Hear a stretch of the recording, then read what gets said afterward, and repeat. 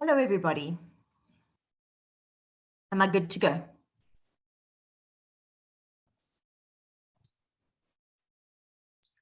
Looks like it, Lee. Thank you.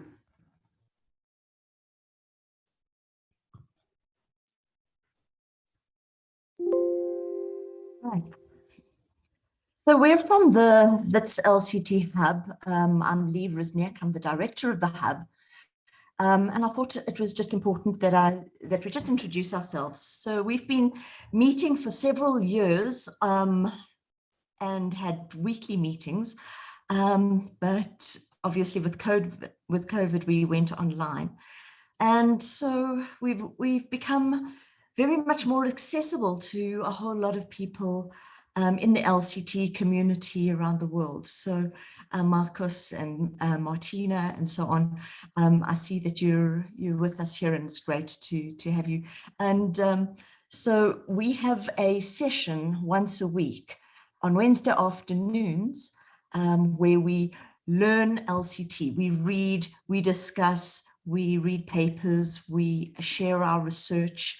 And sometimes we just do playful things. So the clip that you've just seen now, the LCT goes to the movies, that came out of some of the playful ways that we use LCT. Because when we play like that, it's a way of learning how the concepts can be operationalized, how they work. So I'm giving you the details there. If you want to come along to the hub, it is open to everybody, and we'd be very, very happy to have members of the community join us. So what's today's session about? So we've all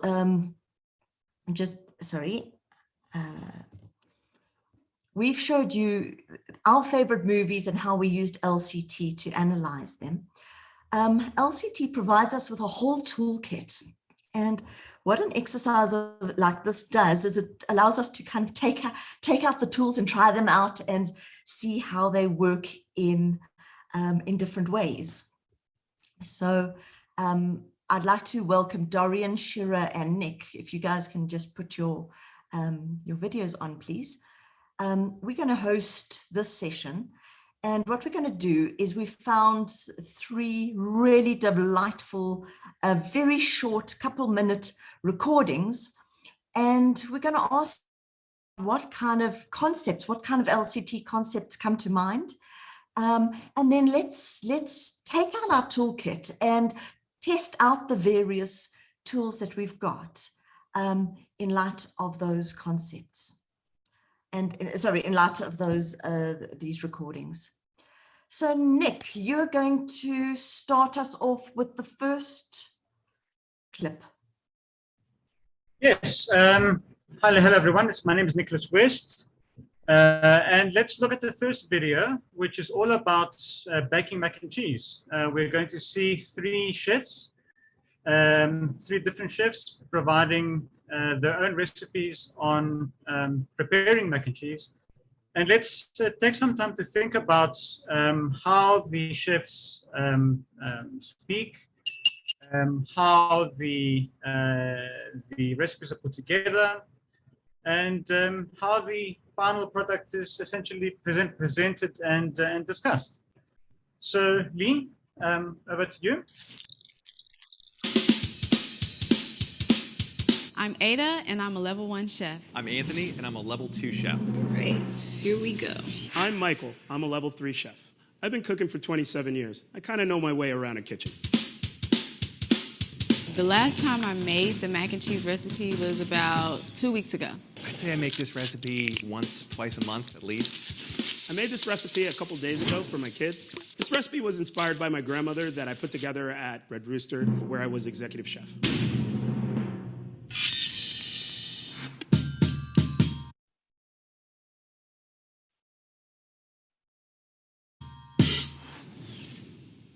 I'm gonna start with my pasta. First thing I'm gonna do is pour a cap full of olive oil to make sure the macaronis don't stick. I'm not going to add olive oil. I'm Italian. I grew up adding a little bit of olive oil to the pot, but then one time I tried not doing it, and I realized it was just a complete waste of olive oil to do that. My rule is that it should taste like the ocean. We actually bring the water up to a rapid boil, 212 degrees. We're gonna add salt. For every 2 gallons, I like to add a half a cup of salt. This is elbow macaroni. This is cavatappi. We're going to use gemelli pasta. It's the easiest to cook, and my grandma uses it all the time, so. It's my favorite pasta for mac and cheese because it's got so many ridges and squiggles. All that surface area is perfect for cheese sauce to stick to. And really, that's all this thing is. It's just a cheese sauce delivery vehicle. Gemelli pasta allows for the cheese sauce to wrap around the pasta, and it just gives great texture to your macaroni and cheese. All right, let's add the pasta. Once you add it in, you want to give it a quick stir. Now comes the moment of truth. We're going to taste test one of them and see if they're ready. That's perfect. Yeah. Very nice and al dente, and this will hold up in the baking process when we go to bake the mac and cheese. Now, while the macaroni is still hot, I like to season it with pepper and seasoned salt. Then, I add my butter. Before we bake the mac and cheese, I like to toast up a little bit of panko just to add kind of a nice crispy texture on top. My topping is actually a graham cracker and pepper streusel. It has a little bit of bacon to give it a smoky quality to it. We're gonna add in a little graham cracker. I'm using a combination of white sugar and brown sugar. The brown sugar has a little more molasses in it, and it lends for a little more caramelization. A little salt for seasoning, black pepper, a little bit of vanilla. We're gonna add a little bit of melted butter. Mix it up till you get a nice crumb, and then it's ready to go on top of the mac and cheese. All right, let's make this sauce. I'm first gonna start with about a 1/4 stick of butter to kind of simmer in the pan just a little bit. I'm gonna add a cup of milk. We're going to start with half and half, just over medium heat. The technique for making the bouillie, we're gonna add a little bit of cold milk, and then we're gonna whisk in flour. The bouillie won't separate, and it allows for the mac and cheese to be a little more creamier. We're gonna whisk in white pepper, a little bit of nutmeg, roasted garlic, mustard powder. The 4 flavors that we added in lends for a sweet, spicy element to the mac and cheese. We turn the bouillie off, and then basically we're gonna melt the cheese with the residual heat. Then I'm gonna add my different cheeses. Cheddar cheese, American cheese, and Munster cheese. Smells amazing. You don't have to add these in any particular order. We're going to go alphabetical. So I'm going to add my Havarti. Now, before we add the next cheese, we want to make sure that the first one is fully incorporated. In goes the mascarpone. Every last drop. So into the bouillie, we add the Gruyere and cheddar, the hardest cheeses first, which will allow time for them to melt. I add 1/4 cup of flour. Now the sauce is nice and rich. The Parmigiano Reggiano. And finally, the white cheddar. And then we're gonna add in our high moisture cheese, which is gonna help in the baking, because Philadelphia cream cheese. Philadelphia cream cheese is gonna prevent the water and the fat from separating in the oven. So the more moisture you have in the baking process, the more stable your mac and cheese will be. Now we're gonna add the cubes of mozzarella. I have one more ingredient for my sauce, the egg. The egg is what holds everything together. It'll look really runny, but we're going to depend on the starches in the pasta when we actually cook it, and that'll help everything tighten up. The cheeses don't need to be completely melted down at this point. They'll melt down in the oven when you go to bake it. All right, now let's put it all together.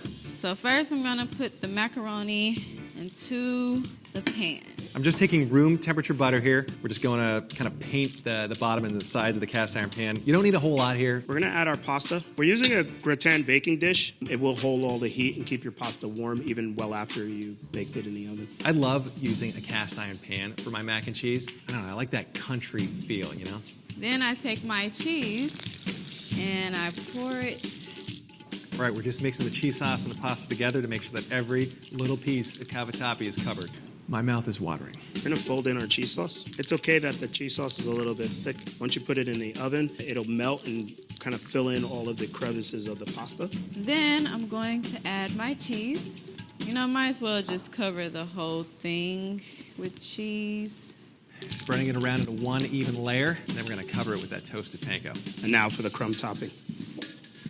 So now we're gonna put this in the oven at 350 for 10 to 15 minutes. And now we're gonna bake it for 30 minutes at 350 degrees. At 325 degrees for about 15 to 20 minutes. All right, this looks cheesy.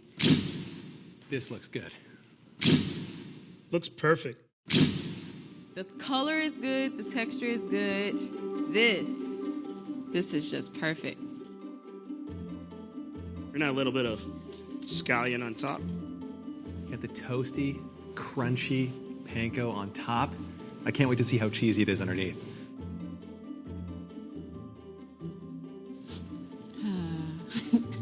All right, this looks great. Creamy, crunchy, you can smell the bacon. Now for the moment of truth, let's try it. No wonder my kids love this. This is good mac and cheese. As you just saw, macaroni and cheese can be very simple or more complex. Let's take a look and see what makes each one of these recipes different. Let's start with the cheese, which is the most important part of mac and cheese. Ada used cheddar, American, and Munster. American cheese is high in moisture as well as high in fat content, so it's very smooth and melts nicely. You can already see the cheese starting to melt. The cheese isn't aged or fermented for a very long time, and it's got some additives that maybe you don't necessarily want in your mac and cheese. Anthony added Parmigiano Reggiano, which isn't the best melting cheese, but it gives a lot of really intense, delicious cheese flavor. Everybody needs a little bit more parm in their life. He paired it with mascarpone, which is a cheese that has a really high moisture content, so it kind of brings the meltability of the Parmigiano Reggiano along with it. Michael added Philadelphia cream cheese to his sauce, which adds a lot of creaminess. And then we're going to add in our high moisture cheese, the Philadelphia cream cheese. He paired it with mozzarella, which adds a stringy, stretchy quality to his sauce, and it really helps to coat the pasta very nicely. And then we have a little bit of mozzarella for that stringy texture that everyone loves in the mac and cheese. Not all cheeses melt the same way. Cheeses with a higher moisture content melt more readily than cheeses with a lower moisture content. Cheeses with a high moisture content also melt at a lower temperature. We have the caseins and the calcium start to split apart, and they flow really nicely with the available water that's in the semi-hard and high moisture cheeses. When you have a hard cheese that's been aged for a long time and the water is lost, the calcium and the casein seize up and they form clumps. You don't really want that in your mac and cheese. To counteract that, you can add other high moisture cheeses like we saw with Michael when he added the Philadelphia cream cheese, or with Anthony when he added the mascarpone cheese. So when you're choosing cheese for your mac and cheese, it's important to balance the flavor of a hard cheese with the moisture of a soft cheese. You get really nice meltability and some delicious flavor. Another quality that adds creaminess to the mac and cheese is adding flour because it thickens your sauce. In Ada's sauce, she added her flour with all the other ingredients, so it may have been a little bit unevenly distributed and it didn't coat all of the pasta. Michael used a bouillie for his sauce. It's a combination of milk and flour where the milk coats the flour particles so they don't clump together. What you get is a really smooth, creamy sauce. On top of the variety of cheeses, Michael also added some very interesting spices to his dish. Lends for a sweet, spicy element to the mac and cheese. He also added mustard powder, which has some emulsifying properties that keeps the sauce nice and creamy and smooth, and also adds a really nice layer of spice. Ada used an elbow macaroni, which doesn't have a lot of texture, but the shape catches the sauce really well. Anthony used a cavatappi, so you have a lot of surface area with that pasta. The sauce really coats it very well. Because it's got so many ridges and squiggles, all that surface area is perfect for cheese sauce to stick to. So with every single bite, you get a lot of pasta as well as a lot of sauce. Michael used gemelli, which has a lot of surface area and some texture, so it really soaks up the cheese sauce. Now let's talk about texture, and we'll start with Ada. She just added more cheese on top. You know, might as well just cover the whole thing with cheese. It didn't add any structure or texture to the mac and cheese. Anthony added toasted panko to the top of his mac and cheese, which not only gave it a delicious crunch, Just to add kind of a nice crispy texture on top. but it also added some visual appeal. This looks absolutely perfect. Michael took it to another level. He added crumbled up graham crackers, black pepper, and some smoked bacon, which gave a really nice, robust flavor profile to that dish. The chefs used 3 different dishes and got 3 different results. Ada used a glass dish, and typically you want to lower the temperature about 25 degrees when you're baking anything in glass, because once glass is hot, it retains heat very well, so you don't want to burn your macaroni and cheese. It takes a lot of energy to heat up cast iron, but once you get it hot, it's a nice even heat. I don't know, I like that country feel, you know? And you get a really nice, crunchy, crispy macaroni. Michael used a ceramic gratin dish to bake his macaroni, which also, just like the cast iron, takes a little bit of energy to heat up, but once it does, it retains heat really well. And here too, you should get a nice, crispy, crunchy edge to your macaroni. The gratin dish is very traditional to use for mac and cheese. See, I mean, it's just... Doesn't this look good? This is really good. When you're making mac and cheese, you're going to want to balance the cheeses, the texture, the pasta, other spices. But at the end of the day, everybody's going to love mac and cheese. No, nothing else needs to be said, but wow.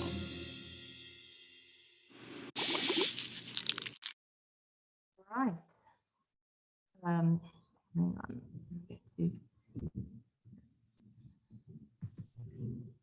Okay, so what we're going to do now, I'm going to invite you to join in with us.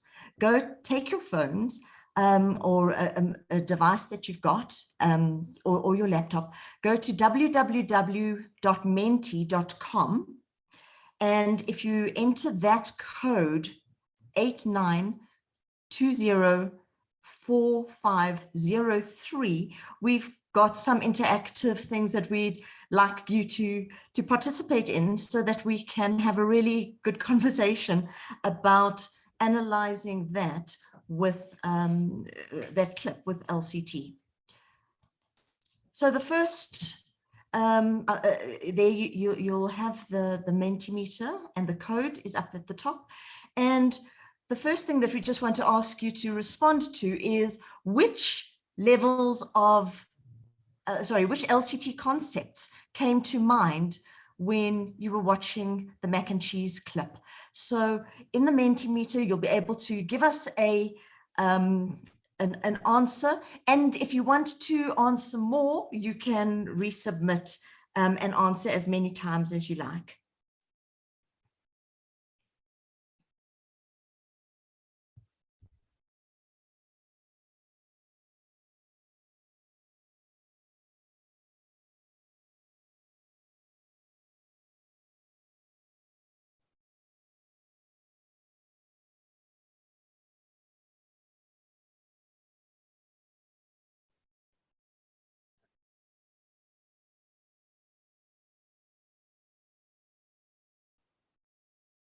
Okay, so far I'm seeing semantics, semantic density, and constellations. Semantic density. Oh, semantics is okay. It's getting more and more. A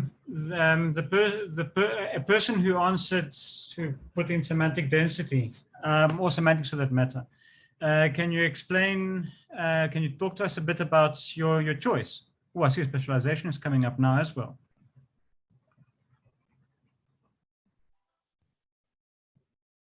Just unmute and talk to us.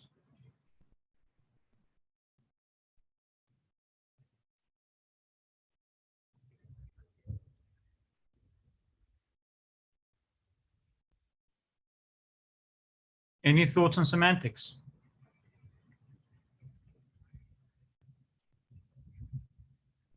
Why semantics?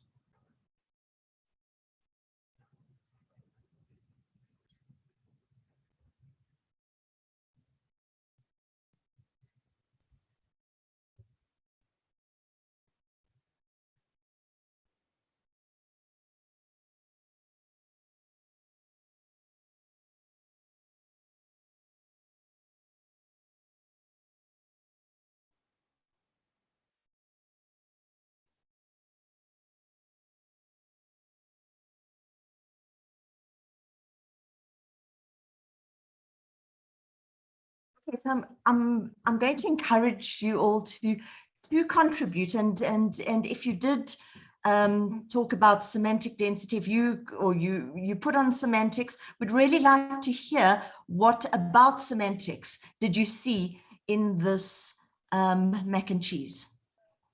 Yes.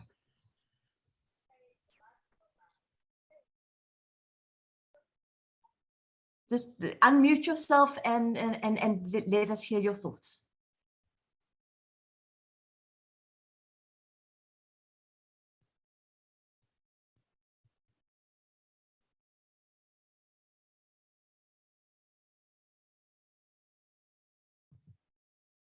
No one likes audience participation. It's like being a lecture again. You know what Carl asked? Yeah, Carl said, this is a different kind of conference. It's not about watching Netflix. So we'd really like to hear your ideas. So I'm Lee, starving right now.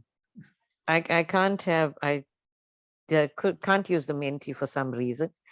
But I also didn't think of semantics as much in terms of the levels of mac and cheese, but I'm thinking about the way the process or the recipe is being shared.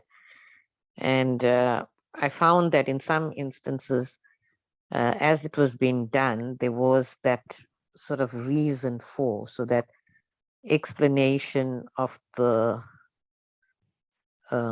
process with more technique and use of technical terms or reasoning, chef kind reasoning. So I was thinking more about the specialization too, also in terms of when they come to the point of the levels of mac and cheese, then it would be, just appreciating it as an individual. This is it's just great. To the more it's crusty and so you're like developing a taste, so at higher level, if you were a chef sharing the recipe, then you're kind of cultivating a particular taste. But just some thoughts at the moment.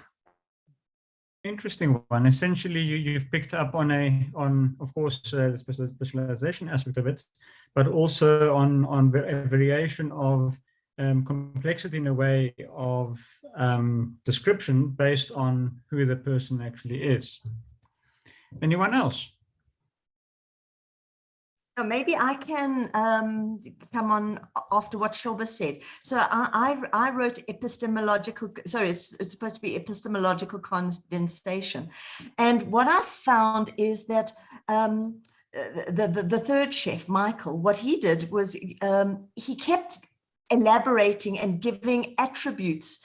So he had like this little node, like cheese, as a constellation. And then he would give detail and more detail and more detail about why this cheese here and so on. So the epistemological condensation, he kind of adorned or gave attributes to those nodes until those nodes became little constellations of themselves.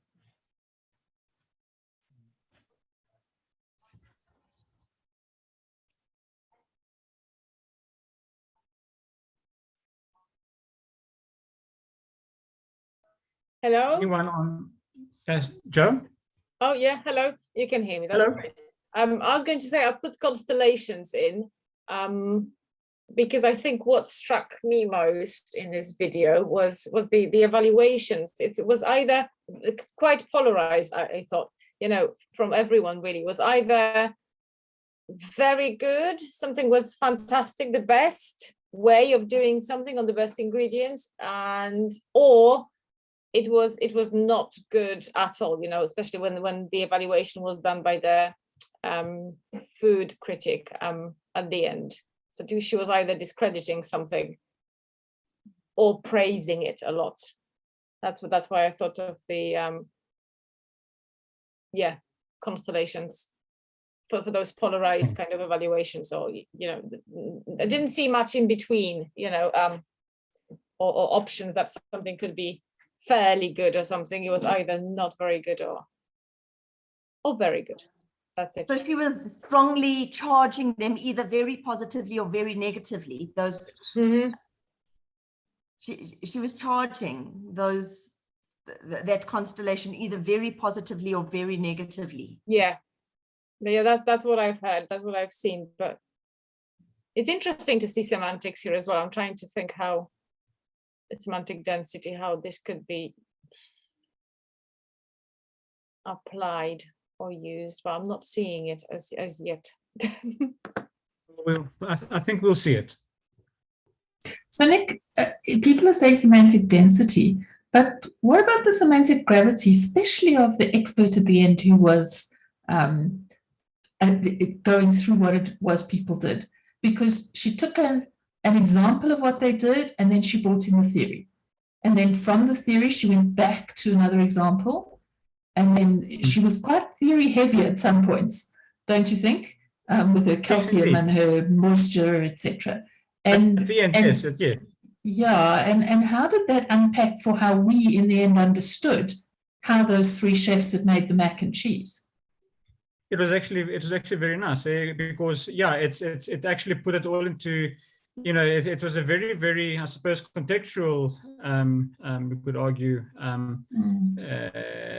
experience watching the three chefs actually preparing something, and then you have at the end a movement towards, I suppose in a way it's a bit of a wave, or for that matter, in terms of the theoretical background, and suddenly it all makes sense why things acted were played out in a certain way. It gave a nice sort of theoretical backing to what was presented. Gosh, he was going all over the semantic dimension, starting in the rhizomatic, going to the prosaic, going to the worldly, yes, back to the very nice, very nice. She was waving all over. Absolutely. She lost me on several occasions. Got too scientific for me. But I just think it juxtaposed against what Dorian will talk about a little bit in terms of what the chefs were doing in terms of yes, waving through their theory. So I just thought that it was a nice juxtaposition, that when she unpacked afterwards, we could actually look at it against what everybody else had done. Yes, that's actually very good.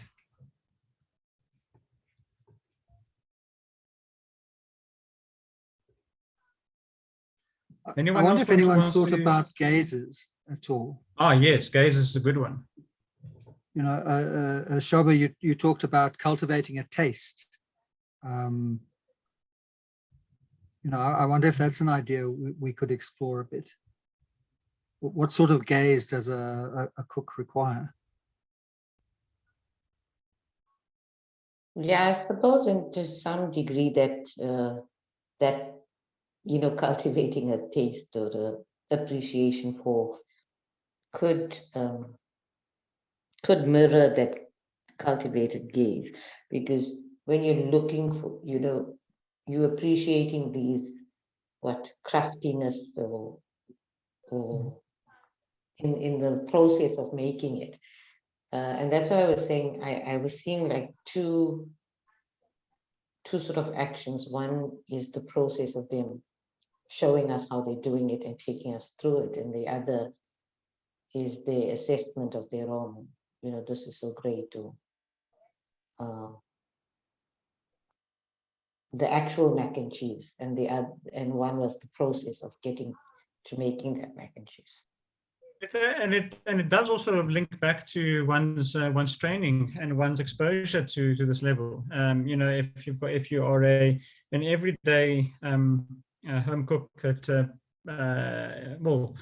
following just simple recipes from your cookbook versus someone who's been through chef school or is involved as a food critic, you have a different way of looking at it as well, and different things that you value or legitimate for that matter. I love that, point, Nick, because the one guy said, yeah, he knows his way around a kitchen because he's a professional. He's been there for 27 years. So he was staking his claim.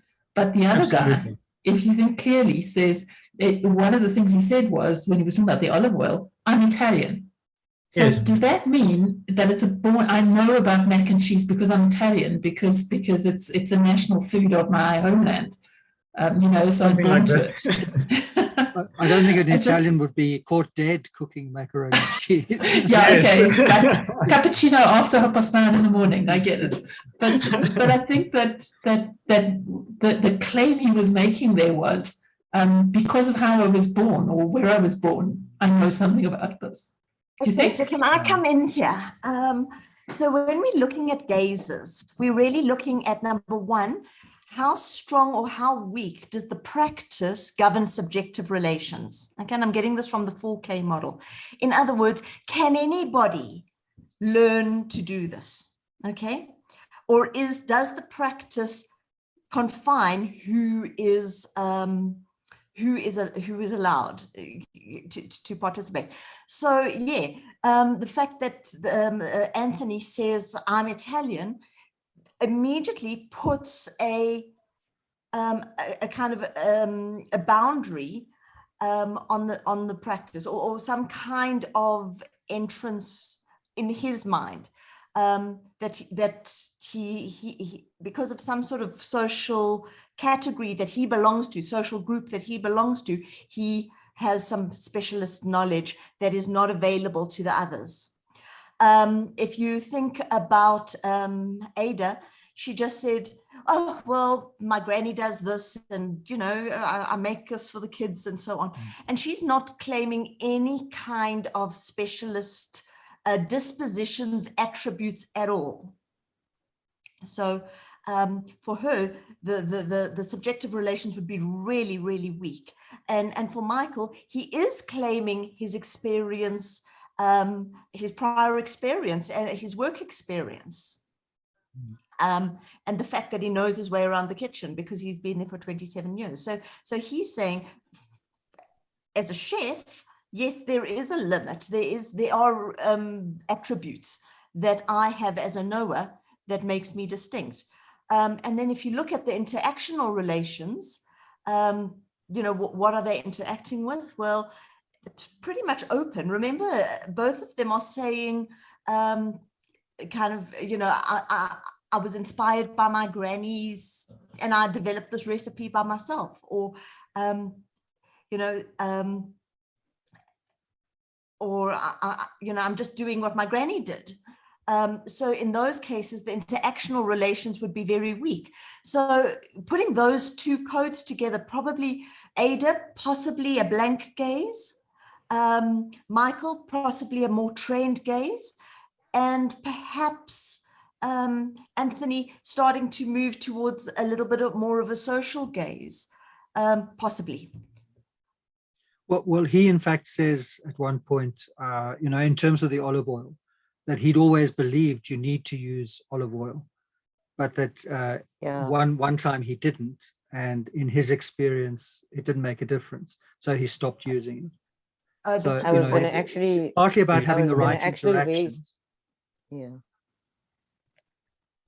I was going to just pick up exactly that same point, that although he said, while I'm Italian, he was making the point that as an Italian, he uses olive oil all the time in different things, but came to find, so he was, I don't know if I can use the word negating, but he was saying that what he is, you know, by his socialization, he has now found through trial and error or whatever, that that's not necessarily the case. So he wasn't, I didn't think he was, you know, claiming that space as a,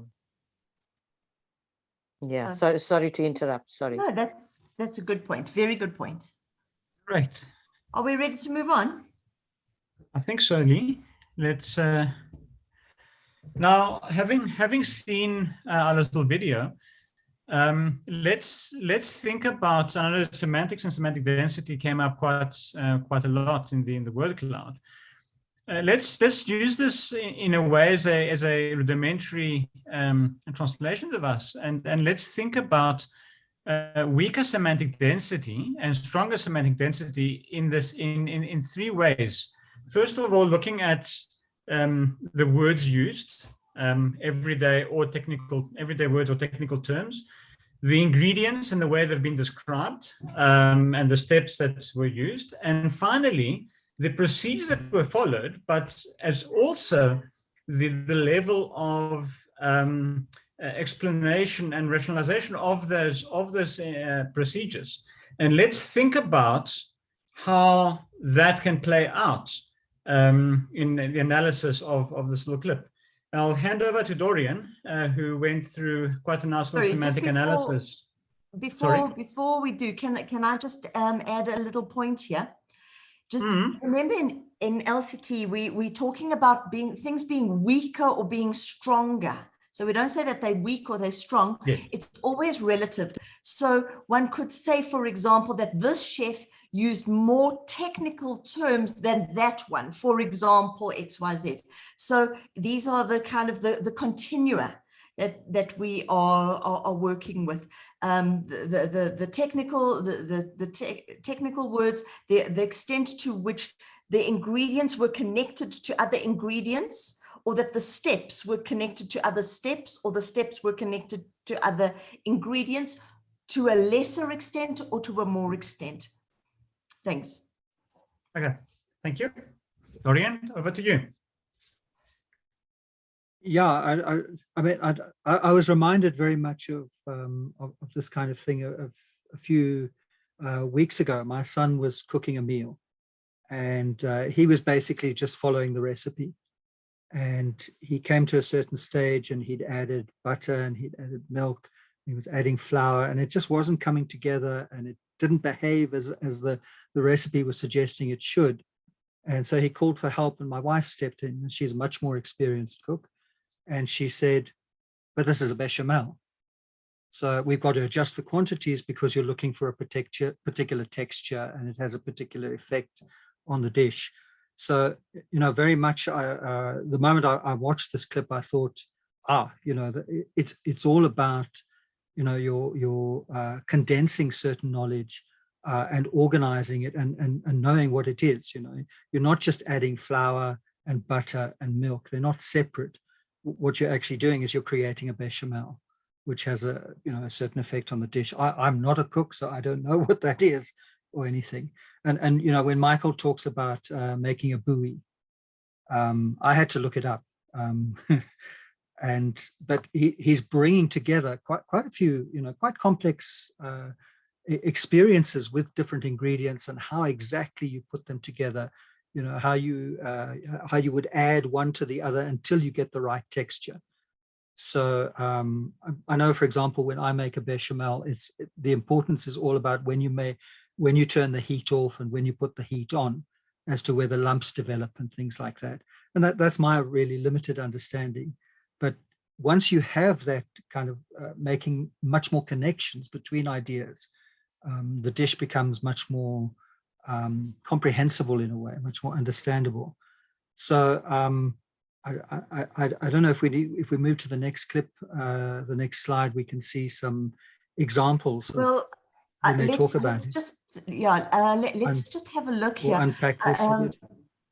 There might be people who do want to contribute. I mean, so for example, Anthony, the middle chef, said, "This is perfect," and the Michael said, "It's al dente, and so on." And he had those technical words.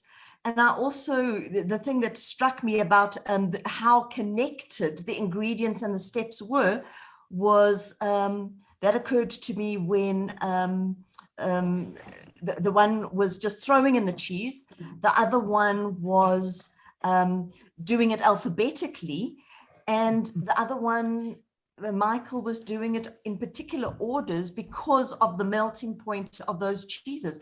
And so it's like almost between the second and the third level here, how connected the ingredients were and to the steps, but also the reasons why. You know, an alphabetical reason has a weaker semantic density than, for example, the sequence of the cheese based on the melting point. And I thought that was it also displays a lack of understanding, that you don't know why you would add cheese in a particular order.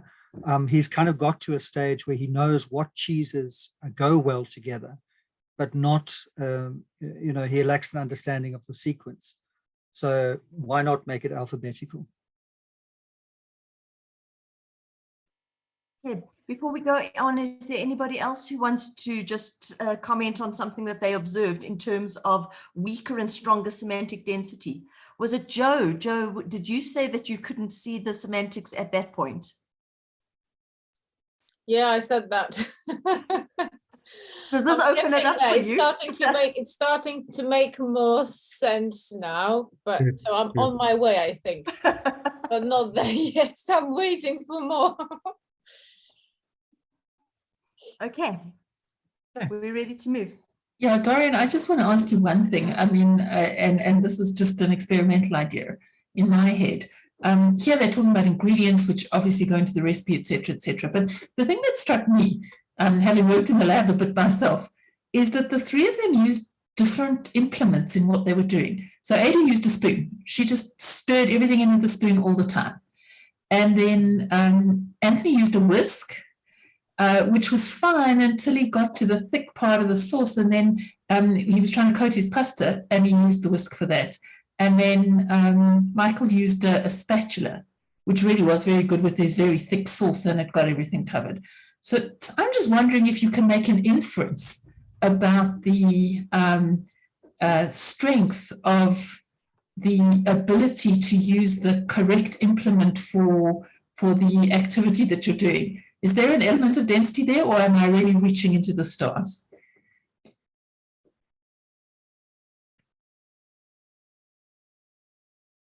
Nick, you can get someone to shoot me down. I don't mind.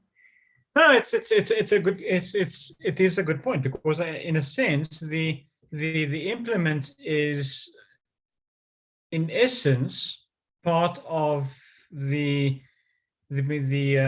procedure, or for that matter the steps. It's part of actually getting it going. So it's part of the constellation really of the whole process.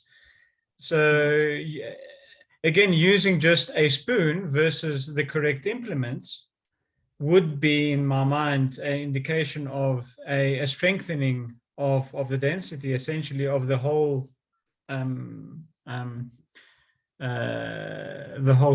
I could be wrong, but it sounds right to me. Yeah, if you're using a whisk, my guess is you're aerating it more, and you're also getting a more even distribution. And the person at the end made the comment that Ada's dish was, she wouldn't have been able to mix it that well because she added the ingredients at separate times. And my guess also would be that using a spoon wouldn't have done that job very well. So I think adding the equipment to the translation device is quite a good idea when cooking.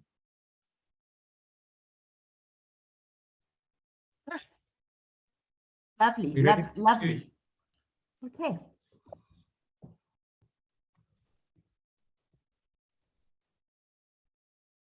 Right. So, here a lot of these quotes are paraphrasing rather than the actual quotes. But if you think about when they were talking about the type of pasta, Ada said she chose the elbow macaroni because it was easy to cook, rather than because of its shape, in retaining the sauce. Although the expert at the end said that the elbow macaroni, although it didn't have much texture, because of its bent shape, is quite good at retaining the sauce. So presumably that's the reason why it's used generally, but Ada didn't seem to grasp that. And her main reason was that her grandmother had used it. So, I mean, that's possibly an example of that her gaze in cooking is from having some of the right interactions. She's interacting with people who know how to cook, maybe. When it comes to Anthony, he talked about using cavatappi, and he particularly noted that it was about the surface area which allowed and he talked about squiggles, I think. Was it squiggles? Which I assume is a very technical cooking term. But clearly his point was that it allows the sauce to stick to the rougher surface. And Michael had the same reason, but he added that it had a nice texture. So I'm guessing that's something about the mouthfeel. And again, speaks to the kinds of interactions that he's had over 27 years working in a kitchen. Why would you prefer one shape? Well, it has a certain texture, it has a certain mouthfeel, quite apart from allowing the pasta to the sauce to stick. When they came to talk about the toppings, again, Ada was talking about she added the cheese on top, but her reason was might as well cover the whole thing. And she didn't really give a reason. But again, I'm guessing that what happens with the cheese that you sprinkle on top is that it caramelizes. And certainly with the mac and cheese that I make, you know, that's what I use. It caramelizes quite nicely, and you get that kind of burnt cheese effect. And also some of the pasta, which is sticking out, also burns, and you get that crunchy taste, which I quite, in my Philistine way, quite like. So again, she's kind of making the right moves, presumably from, you know, experience of watching her grandmother cook and so on. But she doesn't seem aware of the reasons for it. Dorian, Anthony goes and yeah. Sorry, when you're done, can I just contribute something there as well? Yeah. Do you want to jump in now? Oh, okay. So, you know, Carl often talks about the basis and the focus. And I think that here's a really, really wonderful example. So Anthony and Michael, their focus is on the quality of the meal at the end. Yeah. Ada, her focus is on the convenience. And the familiarity. My grandmother did it. It's easy to cook. I might as well do this. It's, you know, but their reasoning is directed at the quality of the product. And so, you know, the basis, so the basis is the stronger semantic density of Michael and Anthony, but the focus is on the product rather than on the convenience or on the familiarity. So I just thought that was an interesting point, just building on what you've just been explaining. Yeah, I hadn't thought of it that way, and it kind of really opens it up. And you know, when Anthony goes for the toasting the panko to add that crispy topping, he's kind of reaching for you need the crunch. So what is the best way of getting the crunch? Well, you know, breadcrumbs, for example. Breadcrumbs are often used in Italian cooking, in the cucina povera, the poor kitchen, to replace cheese. You know, if you can't afford cheese, then breadcrumbs have the same mouthfeel. So there's possibly, you know, elements of his background which allows him to access that knowledge, but he's going for the crispiness. You know, the focus would be the crispiness, and how he gets there is a matter of strategy and choice. So when he makes the dish next week, maybe he'll make it slightly differently, you know, to get that crispiness and experiment in a different way. And then Michael is totally off the charts. I mean, with this the streusel that he puts together with the bacon, and he's thinking of his focus now is not only the texture, the crispiness, but it's also the taste. So he's adding in molasses for caramelization. He's throwing in all kinds of spices and things to, you know, to make it spicy. And he's thinking about the texture to get a nice crumb. So it's a much more complex, much more complexity in getting the same kind of focus to make a crispy topping. And the third thing that we looked at was how it all holds together. So for Ada, she's using egg to hold it together. And, you know, I can imagine possibly her grandmother said once, you know, it'll hold it together. And so she's got this idea that that's how you give cohesion to the dish. But Anthony has clearly a lot more experience, because he said, although the sauce seems runny, he knows that in the baking process, the starches are going to be, you know, will come out of the pasta, and that's going to tighten the whole thing up. And then Michael has a much more scientific explanation. You know, the wet cheese is going to prevent the water and fat from separating in the oven. So that's going to hold things together. And then he's going to add the cubes of mozzarella, which are going to provide a stringiness. So again, he's thinking beyond just the cohesion. He's thinking of the texture and the taste along with it. So there seem to be, you know, the three levels of cook seem to lead to much greater condensation. much greater complexity in what they in their focus, what they're trying to do. So Dorian, just to pick up on that, I mean, I agree that's a key element now, Lee, that you brought into us, because the question for me when I first listened to the clip was, is it all mac and cheese? Are we really looking at the same thing, essentially? But once you start discussing something like focus, which is why you're putting all this stuff in and what the aim is, then I think it does bring it back to that idea that it is all the same thing, but that LCT allows you to look at the same thing with a much finer grain to adjudication of what it actually is. And that's so exciting. Cool. Can we move on? Yeah. Okay. Dorian, I don't know if you want to very, very briefly just talk about your analysis with the code. I just tried to put together some kind of translation device and to, again, just briefly go over the transcript. I was trying to take it down from YouTube using, captions and things like that. So please forgive all the mistakes. To kind of see what was going on in terms of tours around the semantic plane. So I coded for semantic gravity and semantic density. And the translation device for semantic gravity was very loosely, whether it's appealing to rules or principles about cooking, which rise above the context, the immediate context. And you can see that Ada was very much moving between the prosaic code and the rarefied code when she did move out of the prosaic code. So sometimes she had reasons. For example, she was adding the olive oil so that it didn't stick. So she had some kind of principle that she was appealing to. It's not very far into the rarefied code. It's not very abstract, but it is an attempt at a reason, and that the egg holds things together.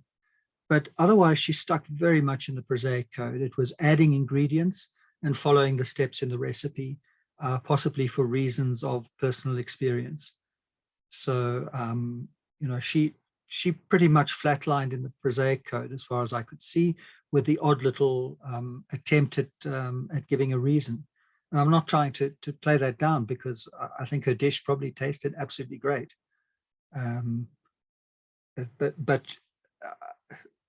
I think what LCT allows you to see is why she is considered a level 1 cook, and isn't legitimated by being able to give reasons. And I think when you're able to give reasons, you're also able to replicate the dish. I mean, one of my weaknesses as a cook is that I'll cook a fantastic meal one week, and then the next week it'll be absolutely awful. Because I'm following a recipe, and sometimes it comes off, and a lot of the time it doesn't. And when you don't really know what you're doing, that's what happens. So I saw her pretty much flatlining most of the time, staying in the prosaic code. And Anthony, on the other hand, had a lot more rationale. So he was appealing to ideas, to concepts, a lot more for what he was doing. So he was moving a lot more between, and with a lot more ease, between the prosaic and the rarefied code. He was able to give reasons why he was doing things. But the complexity was missing a lot of the time. So, for example, when he said you do it alphabetically, yes, he had reasons for doing it, but they weren't that good, that much of a good reason. He did, go increase his, decrease the semantic gravity and increase density on occasion. So, for example, when he talked about the starches in the pasta, will make everything tighten up. That's condensing quite a few ideas together. So, to my mind, he was moving between the prosaic and the rarefied code, with the odd journey into the rhizomatic. And Michael, on the other hand, was moving all over the show. So he was quite comfortable with, sequencing his ingredients and the procedures and everything. and he could give reasons for it, appeal to rules and principles of cooking, and also the complexity. Why is he adding, the bacon? Well, it's to give saltiness. So he's building, larger constellations of ideas together. He knows what a buoy is and why you would use it and things like that. So he's moving between the prosaic and the worldly code into the rarefied code, and quite comfortably into the rhizomatic code very often. And that presumably that ability to tour through the semantic planes is what makes him, a level 3 cook rather than a beginner. Excellent. Okay, we're going to go back to Mentimeter now, and I'm going to move on to the next slide, and we're going to move on to the next clip. I think that was amazing. I mean, we looked all over the specialization dimension and constellations and so on. Let's see what comes up with this next clip. But before we go and play the next clip, when you go to a meeting at work, what kind of etiquette is required from you? So it's an open-ended question. You can just write little comments there, little phrases. Please join in, because that's really what makes this so rich. So log into menti.com, and we'd love to hear your answers here.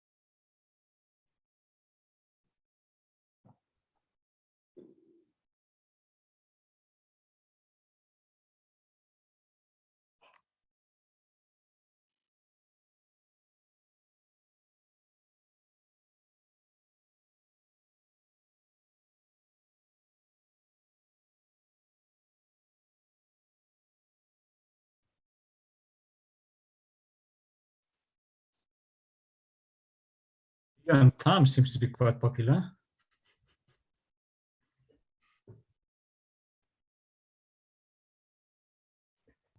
I love that. You're expected to smile in meetings at work. Yeah, leave your problems at home, hey?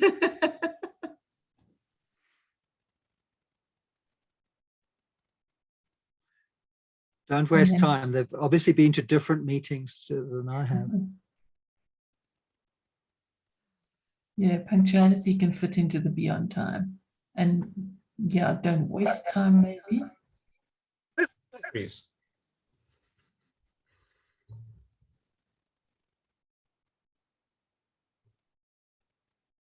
Yeah, does socializing COVID mean social distancing?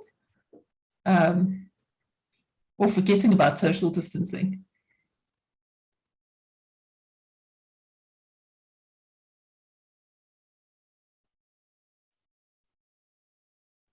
Agility, wow, that's an interesting one. Is that moving from topic to topic or letting go of stringent ideas?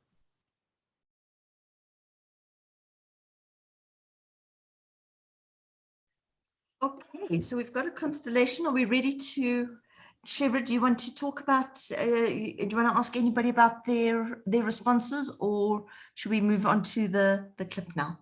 Let's listen to the clip, and then maybe we can come back to the word cloud and see how people play it out. Excellent, good, we'll do that.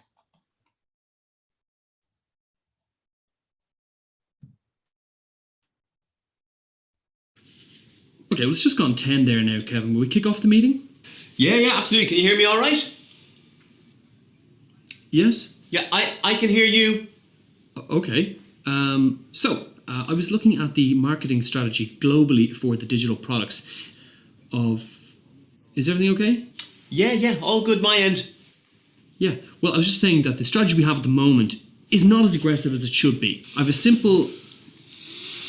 Is there a problem, Kevin? Yeah, I can hear you. Yeah, it's just you made a face when I was talking there. Oh, God, you can see me. Yes. Sorry, I normally have the camera off for these meetings. We're in the same room. Oh, sorry, yeah, I'm just getting used to being back in the office. Okay. Sorry I'm late. Wi-Fi issues, you know yourself. John, you're still in your dressing gown. Oh, sorry, I'm still getting used to not working from home. Suit and tie, John. In the workplace. Very basic stuff. Right, we're just going to restart the meeting. So I was explaining to Kevin about the marketing strategy. Now, Here he goes again. we should definitely be in a way... Is there something wrong, John? You said boring. As I was talking there, you said boring. Yes, because I normally have my microphone off for these type of meetings. Do you? Okay, we're just going to push on. Why don't we have a look at the daily account? Kevin, can you open page 3, shipping and invoices, please? Yeah, I have that open, looking at it now. But you've got nothing in front of you. Oh, yeah, the attachment with the email didn't send, I don't think. I gave it to you in person 20 minutes ago. I'll get on to IT. And where's Tom? The meeting started 10 minutes ago. He's just out there. Yeah, he's been there for ages. What's he doing out there? We have to let him into the meeting. Yeah, you're the host. Okay. Kevin, you can't eat cereal in here. Right, I forgot. John. Yeah. What the hell do you think you're doing? Oh, sorry. You're not at home anymore, right? This is a place of work, and a certain amount of professionalism is... You give me a hand with the kids lunch. I'm doing it all I'm in a meeting. Oh, hi, Ted. How are you? I'm still recovering after that night out with Deirdre 6 weeks ago. We must have you over for dinner. We'd love... That's the dogs. They're running wild around here today. Hang on. Okay, why don't we just wrap it up there for today, okay? We'll pick the meeting up tomorrow when we're feeling a little fresher and wearing appropriate clothing. So will you end the meeting or will I? The meeting's finished. I can end the meeting for everyone. Yeah, whatever. So it's over? Yes, I've signed out. Okay, great. Bye. What a load of shit. I'm going to take the rest of the day off. Guys! Oh, God, no, we're stuck in here till 5. No. Doomda. Hi, we're Foyle Arnson Hogg. And I'm Emma Doran. It's been wonderful working with you, Emma. Thank you very much. If you like what you've seen and you want to see more of it and you want to support us making it, join us on Patreon. Yes, and please subscribe to our YouTube channel. And like this graphic suggests. And if you want to see more of Emma, go to Emma Dorian Comedian on Instagram. Emma Dorian Comedian. Okay, let's just... Right. Hang on. So before we do that, let's go to this slide and then we'll go back to that previous constellation. So in this clip, which LCT concepts came to mind?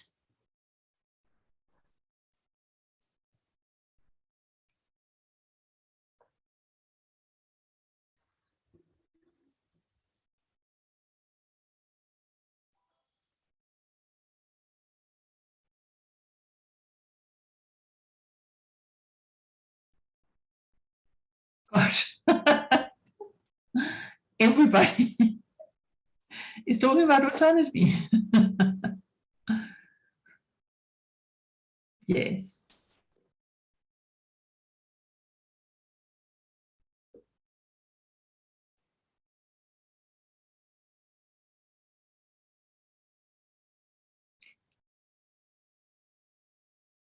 So that's interesting. So what would be the target in unpacking the autonomy that you're looking at here? Lots of code clashes. Maybe that's what makes it funny. So somebody's unpacking the autonomy and talking about sovereign code. Do you want to explain a little bit more about what you're seeing as the sovereign code and why there would be code clashes? The sovereign code, that's what I put in. And the guy, I think his name was Ted. Is that right? Mm. Ted. You know, he was just trying so hard to keep to his agenda. You know, and the kind of meeting that he wanted to have, that, you know, a pre-COVID kind of meeting. And he just kept trying and kept trying, and the other two were just being so uncooperative. And you know, I think that's where the frustration came from, was that he was very, very deep in a sovereign code, and the others just simply weren't. And I think that's an interesting point that Carl's made before, certainly looking at funny clips, is that it's the code clash that makes it funny. That people are seeing past each other in where they are holding, and how one could move to the other if they could start to see, but if they don't, then why does that make us laugh? Quite a few people have said exotic code. So are you saying that everyone else is exotic in the exotic?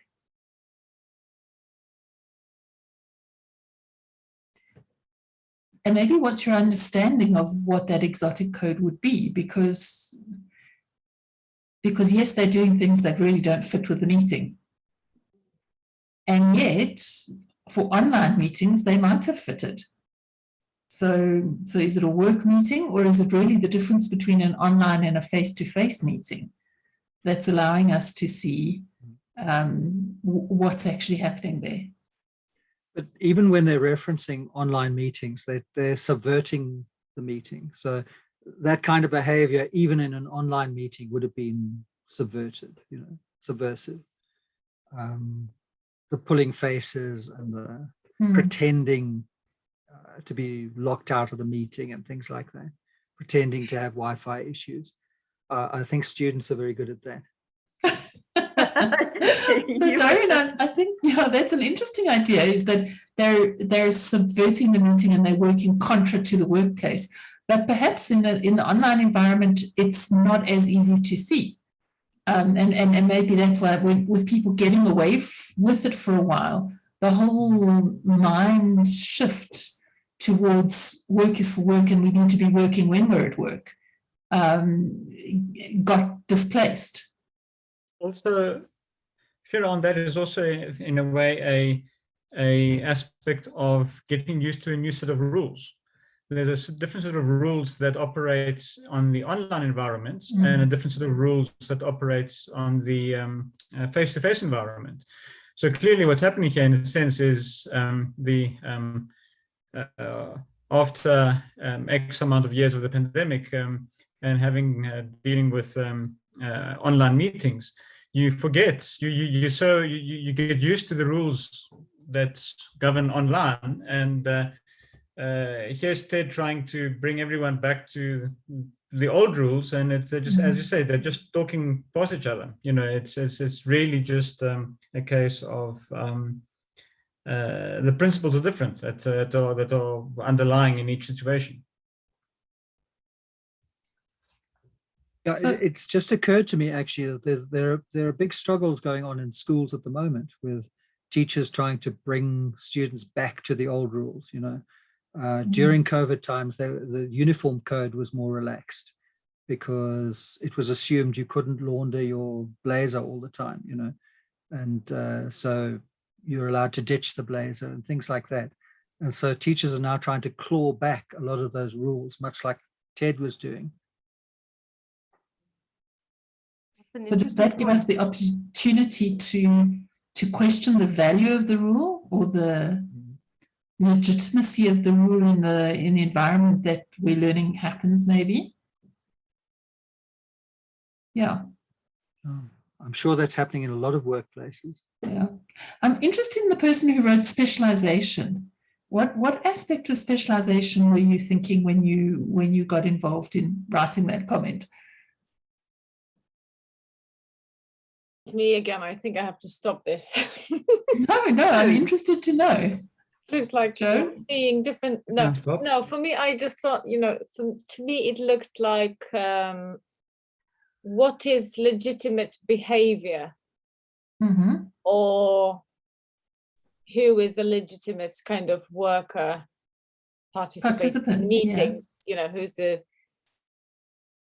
So that basically I was thinking about knower and knowledge and all of that, and that's why specialization. I was thinking, okay, what goes, you know, what goes, what doesn't.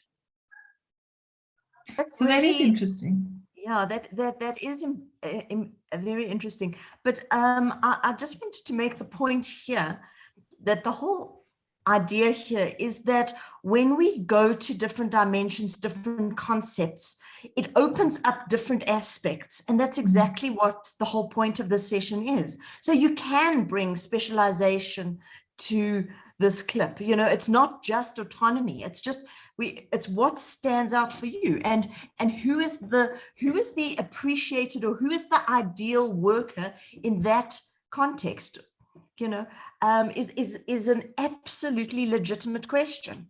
So specialization is on point. Thank you.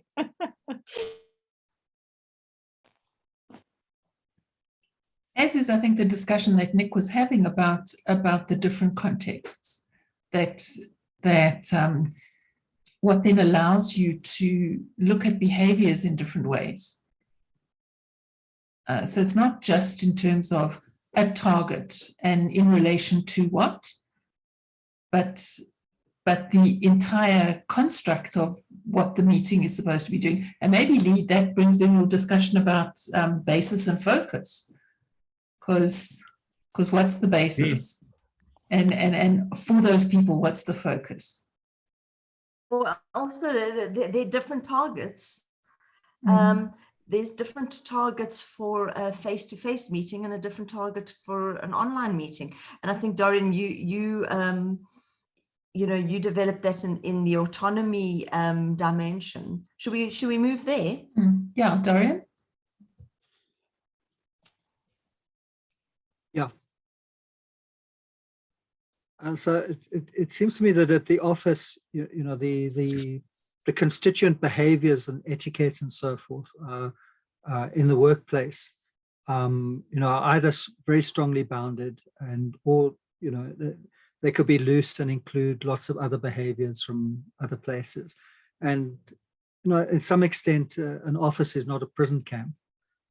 So, socialization at the water cooler is allowed, I believe, still. I don't know. I haven't worked in an office for a long, long time. But the sovereign code would really be behaving as you would expect, with the being punctual, wearing the right dress. All of those elements need to be in place. In the workplace, whereas the interactions, relational autonomy, is very much about putting together what purpose it is. Are you there for the purpose of doing work, or are you there to do something else? And certainly, when I worked in an office, the purpose was very often to do something else. I managed to finish my work in the first half hour, and then I had to twiddle my thumbs all day and pretend to look busy. And it was absolutely awful. So I much prefer teaching where you're genuinely busy the whole day. But, the very much the target is behaving in a professional manner and with your focus being on doing work. And so in this clip, what we see from, what are their names? Kevin and John. Kevin and John is behavior which is neither professional. It's very much behave, but they're trying to behave as they would at home. Having their breakfast, clipping their toenails, the wife dropping in and that kind of thing. So that the behaviors are all from other settings, and the purpose is definitely not to do work. He pretends not to have received the report, so he couldn't possibly have read it and all of that kind of stuff. So their behavior is very much in the exotic code. And, I think the interesting point then is what about the other two codes? When Ted is trying to call them back to order, how does he do that? What is he appealing to? Is he appealing to the purpose of work, which would be the introjected code, or is he appealing to behavior or how they dressed, which would be the projected code? So let's go to Mentimeter then. What we're going to do now is the next function on Mentimeter is going to give you this autonomy plane, and it's going to ask you what is the pathway that Ted tried to take to get them back into the sovereign. Does he go straight to the sovereign? Does he go to a projected code? Does he go to an interjected code? Where does he go? Where does he take them from the exotic? Let's just see how you read those.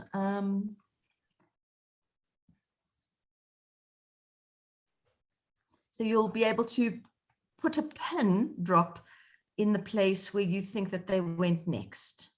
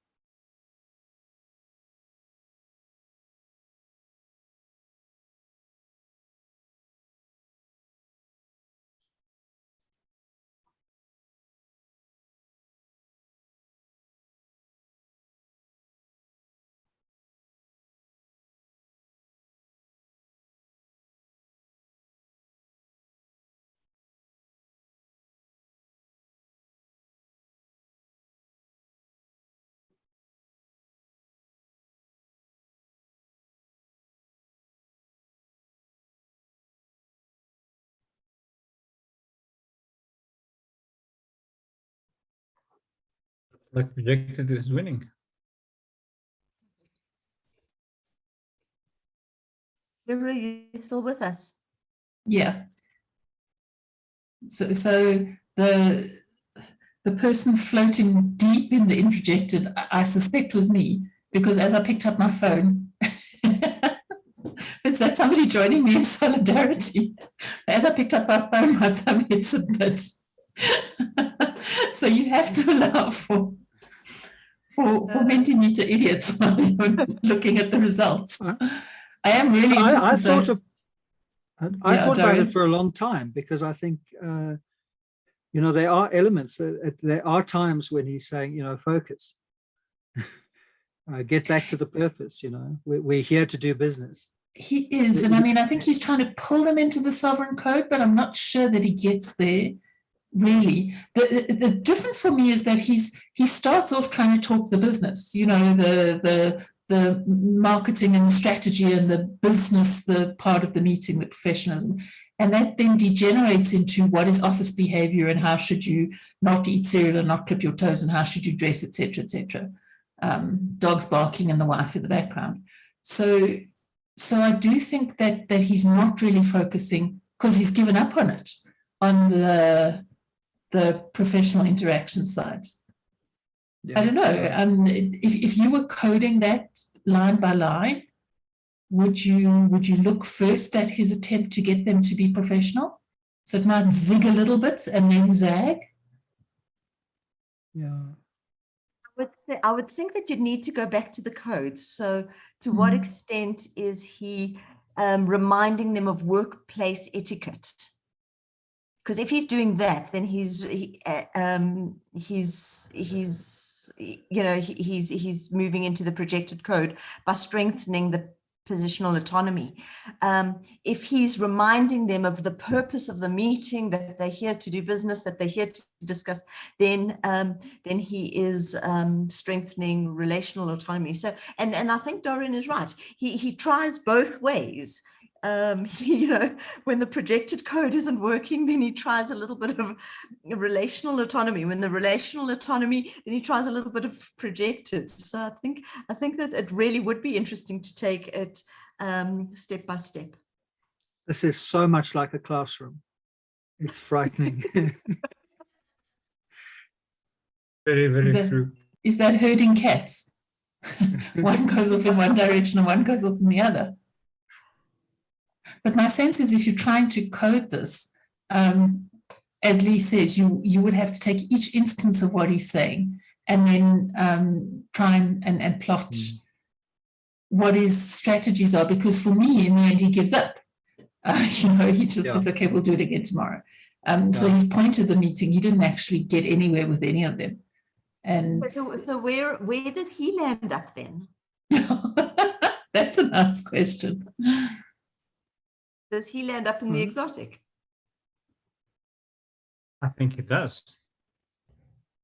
Do you think so, Nick? I think he's still trying to maintain a professionalism because he's saying, okay, we didn't get where we wanted to be. Sorry, Dorian, go ahead. Sorry. We'll come back tomorrow suitably dressed and with our minds in the right place, and we'll do it again. So, in other words, I've said that as a teacher in different ways. He calls for a hard reset. Yeah. Like, okay, stop, and we reset, and we try again tomorrow. Yeah. Okay, Shirra, I don't know if there's anybody else who wants to make a comment. Otherwise, we move on. No, I think we can go on. Okay. What happens if we change the target, Dorian? Yeah, I mean, it seems to me the one thing that happened with working online during COVID is that a lot of practices which wouldn't have been legitimated become kind of acceptable.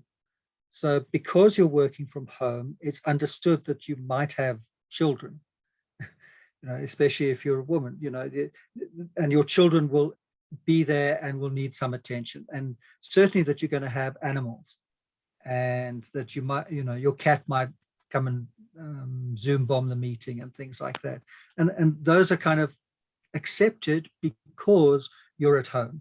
So a certain amount of home is going to creep into what happens on work. So I think the online behaviors and etiquette were slightly different, partly because of technical reasons, that people might have been muted, and therefore you had to remind them to mute, something that wouldn't happen normally. I think it was also accepted that you might be dressed slightly differently, that your top half might look professional, but I mean, I'm sitting in shorts at the moment, but you wouldn't know that. And possibly that a suit, a tie might not be quite as necessary as it would be in the office, that kind of thing. Certainly you wouldn't need high heels and that kind of thing. So the behaviors and etiquette are considered slightly different. I know it often worked against people, that meetings might go on beyond 5 o'clock, for example. And I'm not sure whether that was tolerated or not, but frequently I was in meetings where there was a lot of, please excuse us, but we need just to finish and so forth, which would possibly not happen in the office. I don't know. But obviously the focus would probably have remained pretty much the same. You're not there to share recipes. You're there to, to do work. So Sorry? I would imagine that the relational autonomy remains pretty much the same. It has to be work focused, but the behaviors would change. And I think that does change the target somewhat in fairly interesting ways. So for example, Ted, when he's insisting maybe that you follow dress code, wouldn't quite have been fitting with online behaviors. Now, having said that, the other two are trying to subvert things the whole time. So they never stray towards the target in any way. But it seems to me that, Ted wouldn't be solidly positioned in online meetings in the sovereign code in the same way that he would be, in a face-to-face meeting. I just think that's really interesting, trying to unpack the slight nuances and differences.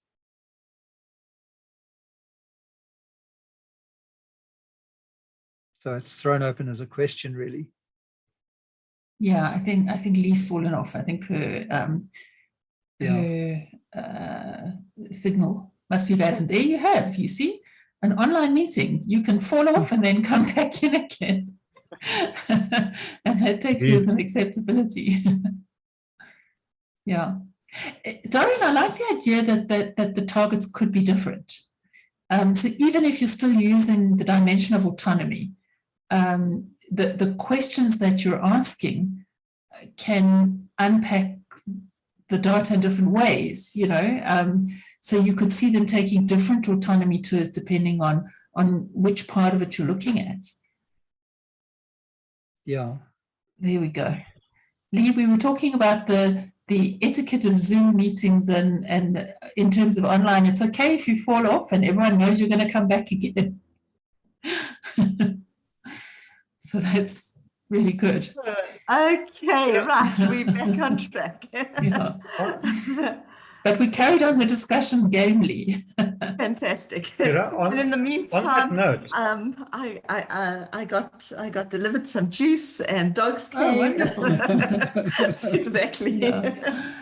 Nick, you want to unpack a little bit more? No. It's just it's as an example. I mean, imagine if you were in a lecture theatre and you, for whatever reason, decided to leave the room, literally for no reason at all, walk out.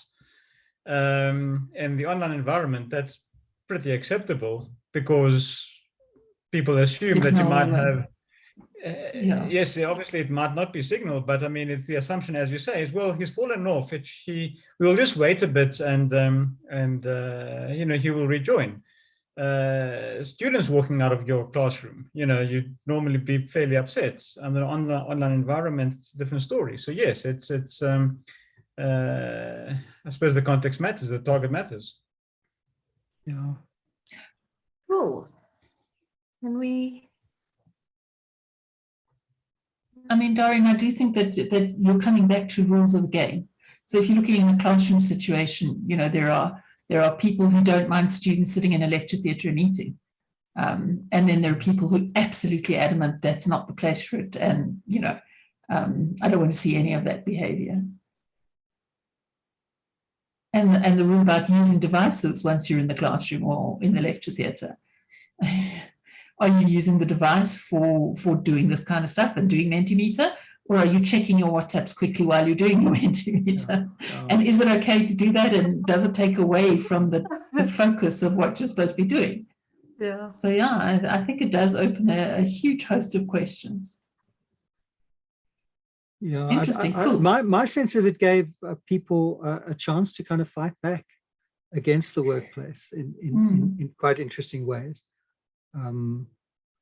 You know, so the part, I think, of why we laugh at Kevin and John is because there's a little bit of Kevin and John in all of us.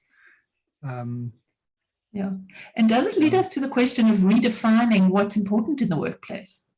Because here we have the focus. He's pulling them into the sovereign code so much, and yet everything else is getting in the way. And maybe it is that, you know, it's like in your school context, the blazer, and in the old days, the boater and the tie pulled up and the buttons done and all of that. How important is that to the focus of the marketing and how much gets learnt and studied? And maybe that's something that post-COVID we're going to have to look at, is what are the behaviors that we used to insist on before as professional behaviors that actually don't need to be there for us to do the work. Yeah. Definitely like changing the target. Yeah. Finding a new sovereign, hey? Which is cool. Yeah. Cool. And that really is the whole transformation. And how do you bring about change? It definitely leads you back to the question of how people are saying, if we're now in a post-COVID era, should everything go back to exactly the same as it was? And clearly there are things we've learned in this time that have made us change and helped us to change and helped us to see things differently. So yeah, what's the target? Good mission. Lee, I think that's great. I think we've really had a good discussion about it, and maybe we must move on to our last clip so that we've got time to do it justice also. Right, okay. So again, we're just going to ask you a question. Dorian, do you want to take over from here? Yeah, so before we look at the clip, so the question is, what makes engineering a valued profession? Or I suppose, to rephrase that, what is valued in engineering as a profession? So there should be a Mentimeter slide on that.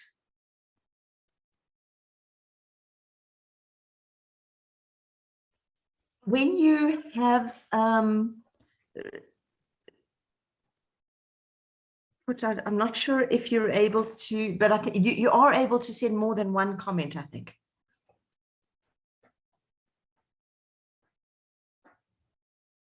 Oh no, you can't. Not on this one.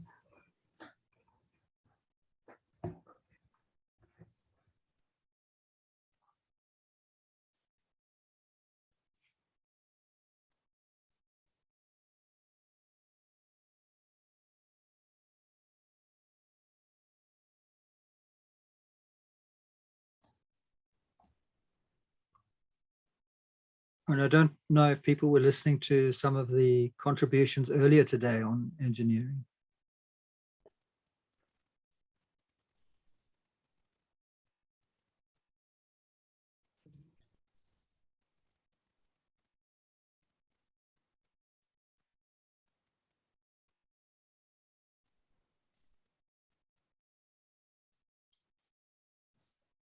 I was just looking to see if any of our colleagues from Stellenbosch, the whole engineering group and CPUT are with us, but not at the moment. I'm sure they're exhausted. I'm sure they are. They had a huge session. It was excellent this afternoon.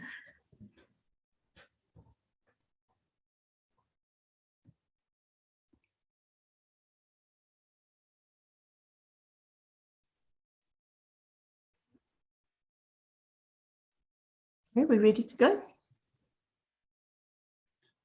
Okay, so I mean, the first one that strikes me is solving problems. So how do engineers go about solving problems?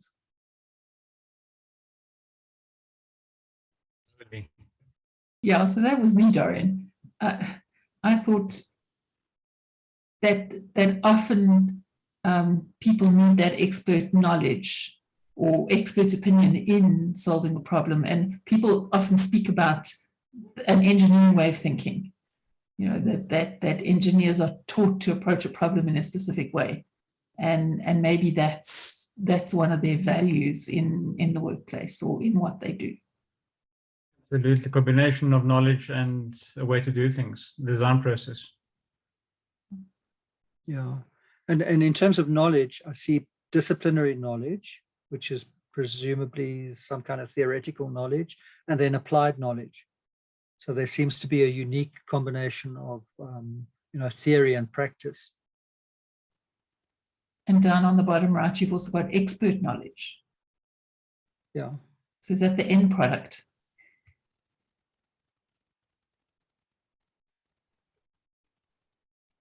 I think that's showing, I don't know who wrote that, maybe they can speak to it, but to me it's showing some kind of distinction, some kind of thing that is not something that's very highly valued.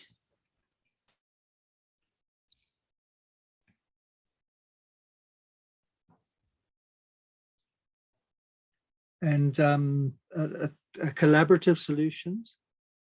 So there's also an idea of that the solutions are not individually arrived at, that there might be more, it takes a team to working with people. Are we standing on the shoulders of giants? Always.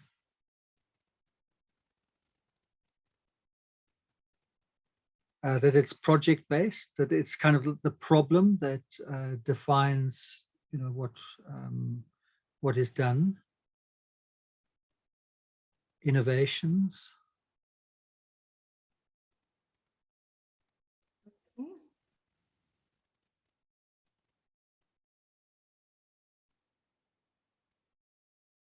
Go to the clip. Yeah, I think so.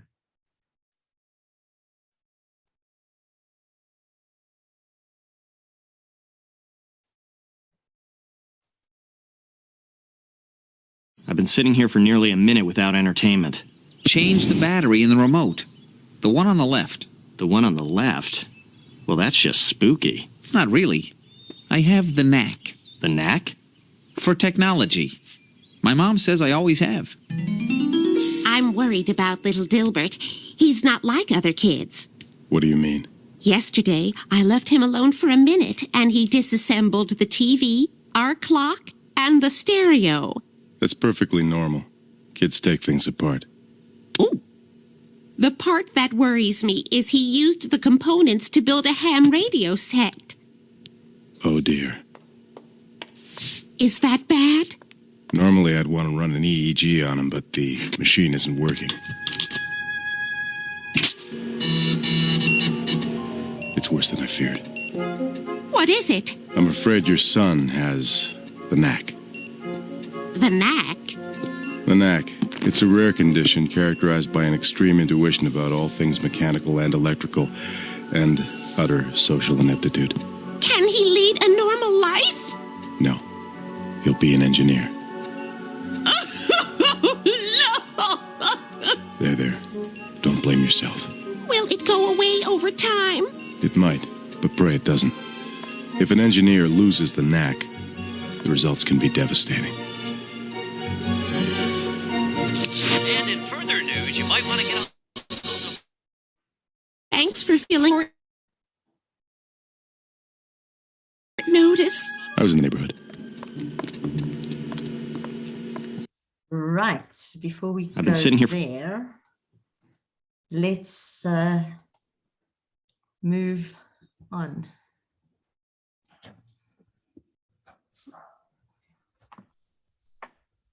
So which LCT concepts have come to mind? So again, you just go on to Mentimeter and Menti.com. Yeah.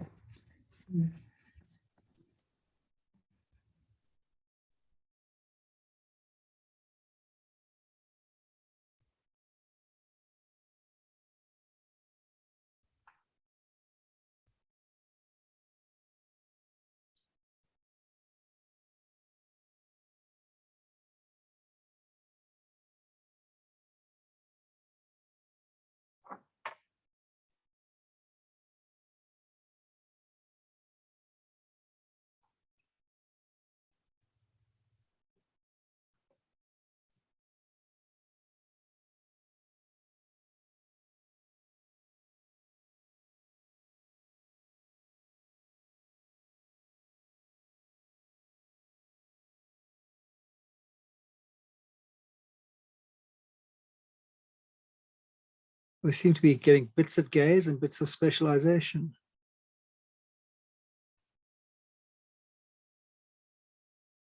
Knowledge and knower.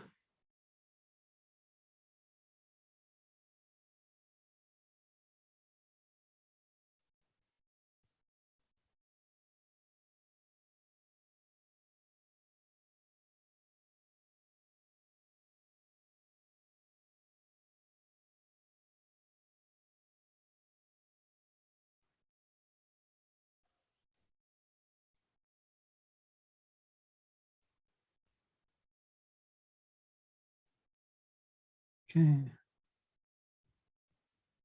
So it looks like specialization, knowledge and knower, and then the gazes, part of the knower code. So, I mean, I think an interesting question there is, if it's knowledge and knower, is it an elite code? Is engineering an elite code?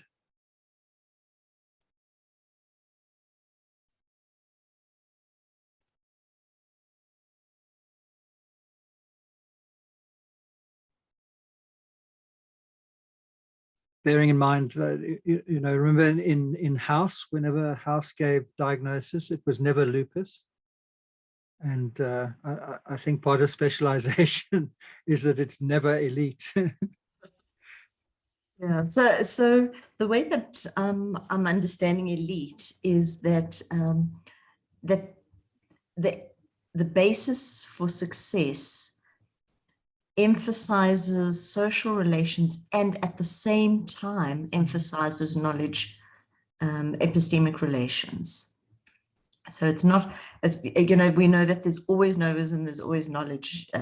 Carl always says that, but elite is when they both emphasized as a basis for success at the same time. So, for example, in this clip, one's got to ask, was social relations emphasized as a basis for achievement, or in this case, maybe not, but was social relations emphasized, the knower disposition? And then you need to also ask yourself, was epistemic relations equally emphasized? Was it also emphasized as a basis for success? And then when those two are present at the same time, then one goes to elite.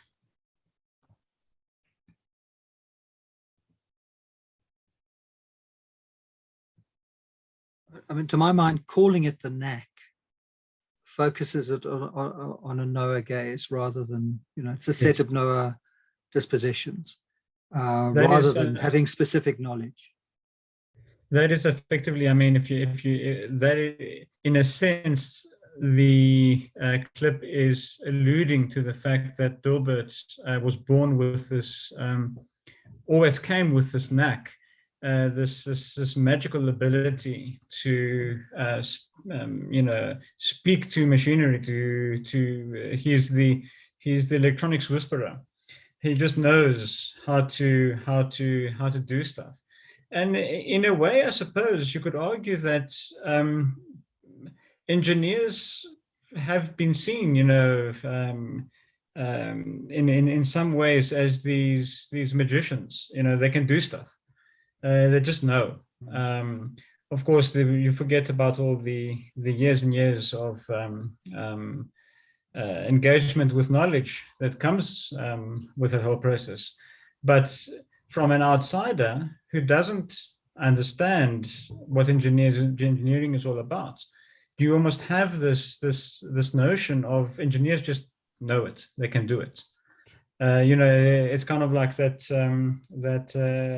LCT paper on the jazz musicians. You know, they just were born that way. They just can play jazz, ignoring, of course, all the years of musical training that they had to go through in order to be able to play jazz in that way. So yes, it gives the impression of an engineer as this magical knower that has all these attributes. I think you're right, Nick, because I mean, so the clip is kind of like the empirical data, and that when we just look at that, forgetting about everything else, that emphasizes a particular set of personal dispositions. And I think that that's why, you know, somebody's also put in their constellations, that there might be a group of behaviors that are constellated as the knack. Absolutely. Okay. What I found interesting was that it was correlated with a lack of social aptitude. And I mean, there's no logical reason why someone, just because they have the knack, is then socially inept. So it's very much a construct, a constellation, where you're on the one hand valorizing having the knack, but you are de-emphasizing, you know, charging negatively social interactions. And yes, and it's important to also think about who is doing the charging, because in a sense, the mother and the doctor is doing the charging based on the mother, of course, on the basis of the behavior, the doctor on perhaps the basis on the diagnosis that comes out. And I mean, Shirra will talk to us a bit about that as well. But essentially, it's whereas from the point of view of the, and essentially those two may not understand really how engineering plays out. So they don't really have the gaze towards the discipline. Whereas poor old Dilbert, he's in it and he's enjoying it. He's playful about it. You know, he's in his element. And to him, it's not explicitly said in the video, but through the way the little clip plays out, you can see that from Dilbert's point of view, or for that matter from the other insiders, engineers watching the video, it is very clear that being an engineer is fairly positively charged because they know, they know what it is like to be playful and build stuff and put stuff together and pull stuff apart. It's all part of the fun of being an engineer. Something that you've just made me think of there, Nick, that I hadn't thought of before, is the different kinds of knowers. So you've mentioned the knower of the engineer, and you've mentioned the knower of the doctor. But what about the mother as a knower? Yes. The kind of the specialization in her personal attributes. So that would also be, her yes. being caring, being concerned, taking yes. the child to the doctor when there's something that didn't seem right to her, being devastated because she wants her child to be normal. Yeah, I don't know. I'm not sure that, there is a sense of what normal is, but, and when she's told that he'll never be normal, then, she's devastated. So she comes with a whole lot of attributes as a caring mother. Yes, yes. And it's also very interesting, towards the end, the doctor saying, actually the neck's not that bad. Just remember, if he loses it, the world is stuffed, essentially.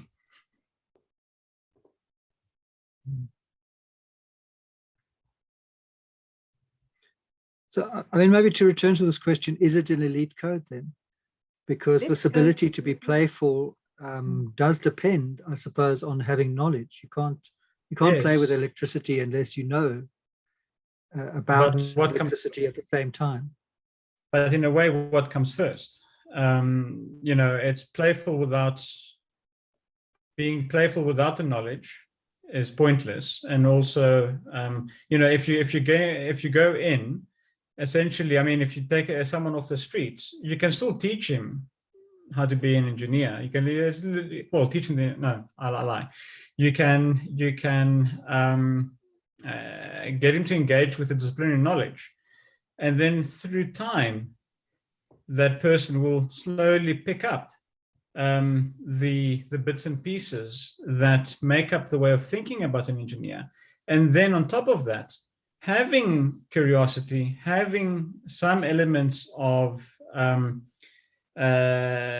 willingness to risk take, willingness to pull things apart, willingness to find out, all of that is going to assist. But I don't think it is necessary to have it at the same time. It's not equally important, crucial to have it at the same time. One will lead to the next. If that kind of makes sense. I think we need to go back to the clip itself and say, what did the clip emphasize as the basis yes. of yes. The NAC? And let's just let's just move here for a moment. If you look at the social plane, that comes from the 4K model. Its two relations are subjective relations. In other words, are there special attributes required, or is this something that is open to anyone, where there's no special attributes or belonging to special groups or special experience required? And I think that the NAC is definitely saying that there is a special set of attributes. Yes. So in the NAC, if you go to the engineering department, they might have a different way of legitimizing their practice. But in this clip, they were emphasizing stronger subjective relations, that not anybody can learn. This is something that you either have it or you're not, or you don't, and you display it very, very early in life. And then we've got to think about, are there particular interactions with significant others that are emphasized as the basis of achievement in this clip, in the Dilbert clip? Yes, it's effectively with technology, really. He has a knack with technology. He knows how it works. Machines speak to him. Yeah. So the significant others in this case would be the machines, and the interactions that are required for the knack are breaking them apart and being able to put them together, but to be able to put them together in particular ways, Nick? Yes, but yeah, I mean, we'll get to it, but I mean, superficially, that's what it appears to be. Of course, one has to ask whether there's any knowledge that needs to be learned in order to do that. But we'll get to that. But yes, at the moment, it is, just looking at the video, it is exactly that. So if one has stronger subjective relations and stronger interactional relations, then perhaps the video is saying or we're saying that the knack seems to be a born gaze? Born gaze, yeah. So it's very much. I'm just thinking about. Sorry, Dorian. I just wanted to say that the knack is a born gaze. That's what you're saying. But we're relying on the doctor's diagnosis of the knack. And for me, the doctor here is showing a cultivated gaze because he has learnt. And I mean, it's not something that. I mean, something anyone can do is just sit down and learn. But his interaction is what proves he is the doctor. So when she says, "Is that normal?" right at the beginning, then he says, "Yes, it's normal." And what does he do? He tests the kid's reflex. Okay, look, normal, there is a reflex there. Now, testing the reflex has nothing to do with the things that she's complaining about, and yet he's bringing his evidence to show that the child is normal because he's a doctor, because he can do that, because he's learned that you can test a reflex. And then when he's diagnosing the knack, he goes to the textbook and he says, "Look here in the book, this is what it is." So he's identifying it on the basis of her trust in him to be able to say that this thing is what it is. So I'm just interested to see the difference between how the one profession comes out in that the kid has got this knack and he can do amazing things, and yet we're relying on the doctor's diagnosis to be able to say that. But Shirra, if he's doing observations and he's speaking to the mother and he's doing tests and he's going to the textbook, then the interactions are a little bit more weak. And then that would put that in possibly more into a trained gaze than a cultivated gaze, on the grounds that there are many different kinds of interactions that could be legitimating his diagnosis. So yeah, I think that's the type. The type is how important are the interactions to the mother's belief in the diagnosis. And yeah, perhaps the idea that he is trained and that he's bringing all of his training towards that diagnosis. So yeah, I wouldn't argue with you. It's nice to be able to decide on which side. I think we all agree, though, it's under the line. It's under the line, and I think that's where the translation device becomes so critical, because the translation device provides a razor-sharp way of distinguishing, you know, what do you mean when you say stronger interactional relations? What do you mean when you say weaker interactional relations? Cool. Well, there we go. So Dilbert. And then let's chat about this one. Shirra? So I like this idea that you can see the constellation of things that the doctor's building up. So he says, when the mom says he's not like other kids and he takes things apart, the doctor says, no, that's quite normal. Okay, that we're not even worried about. But then she gives the clincher, which is he builds other things from the components. So he can do way more than breaking down. And I think it's quite interesting that if you look at what Dilbert's doing while that conversation goes on, it's proving all the doctor's discussion about what those symptoms are, what the symptom cluster is. So he checks the machine. Even before the doctor says it's broken, he's fiddling with it. He's got great curiosity. He tinkers well. He fixes it, and then he fixes it even more than fixed. So more than the EEG, he manages to link it into the TV station. And I think that what he's trying to say there is that those things together are what constitutes the knack as he sees it, and all the other things that go with it. So the social ineptitude and his extreme intuition. What's really interesting for me from this perspective is how sure that diagnosis is. So on the basis of his constellating symptoms, he's saying that is the diagnosis. And then he brings his evidence, examination and the book and et cetera, et cetera. But it is absolutely definitive. And I think that's one thing that's interesting, is that medical diagnosis is not always definitive. And yes, you do always constellate. You have to look at things in relation to others and make a choice. But in this instance, he doesn't give any credence to anything else except what he's decided it is, and another reacts on the basis of that. So yeah, I'm just interested to know if people feel like that. I mean, what legitimates their doctor when their doctor tells them something? How sure are you in what that doctor says, and in his practice, in her practices, in giving you that diagnosis? Because here there's just the complete stereotype.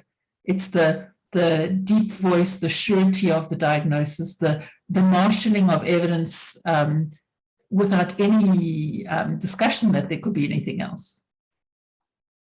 Am I being too oppositional here?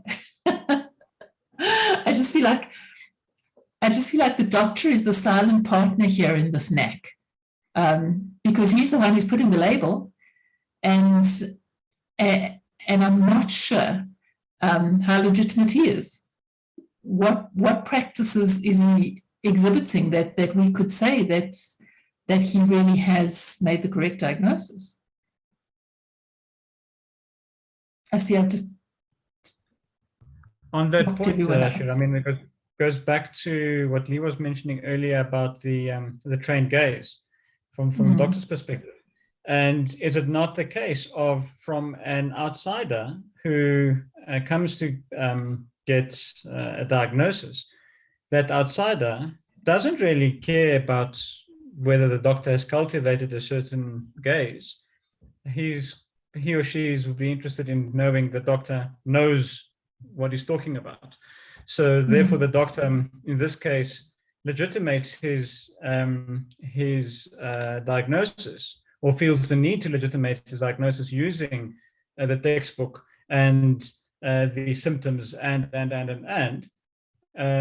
to show that I know what I'm talking about.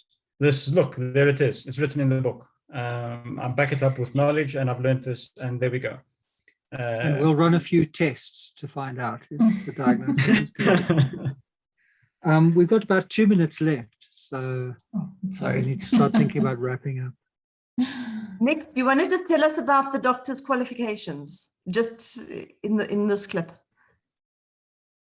Oh, in terms of how it ends at the end. So the clip continues, and the doctor walks into his back room, takes off his medical coat, puts on a grey cap, walks out the back door, and climbs into a rubbish removal truck and drives off. Cool. So much for the doctor. Great. Thanks, everybody. Thanks for joining us for this session. And I think what we tried to just show you a little bit here is the kind of thing that we do in the WITS LCT Hub, in the Learning LCT sessions that we have.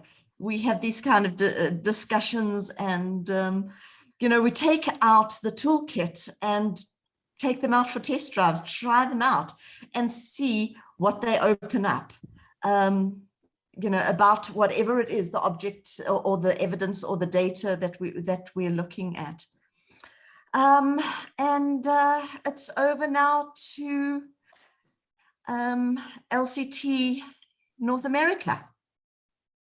Thank you so much. Thanks, everyone. It was good fun. Thank you, guys. Cheerio.